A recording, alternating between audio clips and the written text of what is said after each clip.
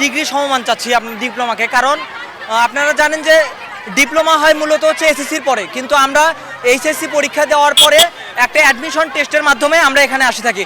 কিন্তু HSC pass করার পর আবার আপনার হচ্ছে অ্যাডমিশন টেস্ট দিয়ে 3 বছর একাডেমিক পড়াশোনা করে 6 মাস ইন্টার্নশিপ করে কেন আমরা আবার এইচএসসির সম্মান পাবো? ঢাকা শাহবাগে আমাদের ভাইরা যারা ভাই বোনেরা রাস্তা ব্লকেট করেছিল, তো সন্ধ্যার পরে যে তাদের উপরে পুলিশের আতর্কিত নির্যাতন হামলা এর তীব্র নিন্দা জানিয়ে আমরা বগুড়ার সকল নার্সিং শিক্ষার্থী একত্রিত হয়ে আজকে বনানী বাইপাস মোড়ে এসেছি।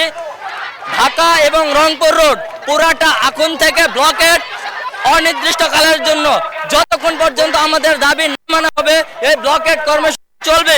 আমাদের আজকে দাবি হচ্ছে, এটা আমাদের দাবি না, এটা আমাদের হচ্ছে প্রাপ্য অধিকার এবং এটা আমাদের হচ্ছে ন্যায্য দাবি যে আমরা ডিপ্লোমাকে ডিগ্রি চাই। আরো সারাদিন বন্ধ করে ছিল মানে আরো বেশি ভালো লাগলো নি।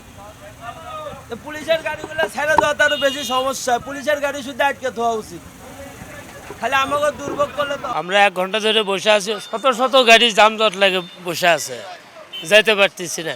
পরীক্ষা আছে, আমরা পরীক্ষার্থী, আমাদের ব্যাংকের সিনিয়র অফিসারের ফ্রিলি আছে। কালকে পরীক্ষা আছে, আগের দিন আমাদের আজকে যাওয়ার ইচ্ছা আছে, তো সেই দুর্ভাগ্য যদি পড়ে যায় তা লাভ কি হলো আমাদের? ছোটখাটো কোনো ইস্যু হলেই মহাসড়ক অবরোধ, এই মহাসড়ক অবরোধ তাতে কি হচ্ছে? এটা তো দেশে তো অরাজকতা আরো বেশি সৃষ্টি হয়ে যাচ্ছে।